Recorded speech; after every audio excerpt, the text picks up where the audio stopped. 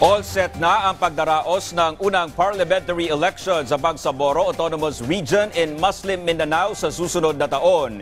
Ipinagmalaki naman ang patuloy na pagkabit ng kapayapaan at kaayusan sa rehiyon. Nagbabalik si Bien Manalo.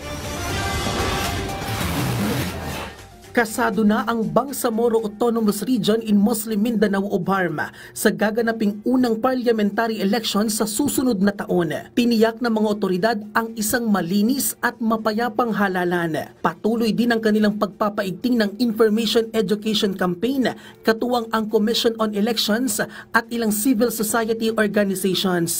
Binabantayan na rin ang ilang lugar na kabilang sa areas of concern o election hotspots. Ang aim ho namin is that we will be able to conduct an honest, peaceful, and credible election kung saan mataas po yung voters turnout at ito po ay tinitignan ho natin para ho doon sa even sa post-election na reconciliation ay mas magiging madali. Buong ipinagmalaki ng BARM ang patuloy na pagkamit ng kapayapaan at kaayusan sa rehiyon.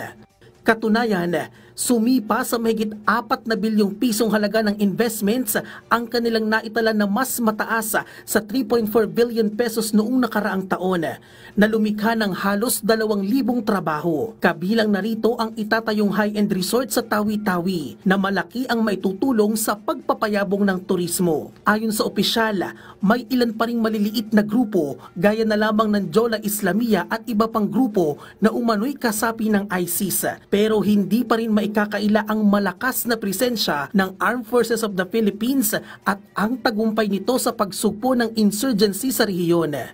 So, continuing ho yung effort ng security forces dito at malaking bagay din ho yung naging contribution, for example, ng peace process to essentially enable yung mga ganito kong klaseng significant or small wins insofar as addressing po yung mga resistance from those groups.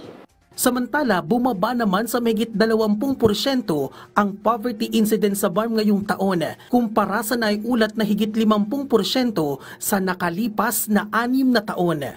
Bien Manalo para sa Pambansang TV sa Bagong Pilipinas.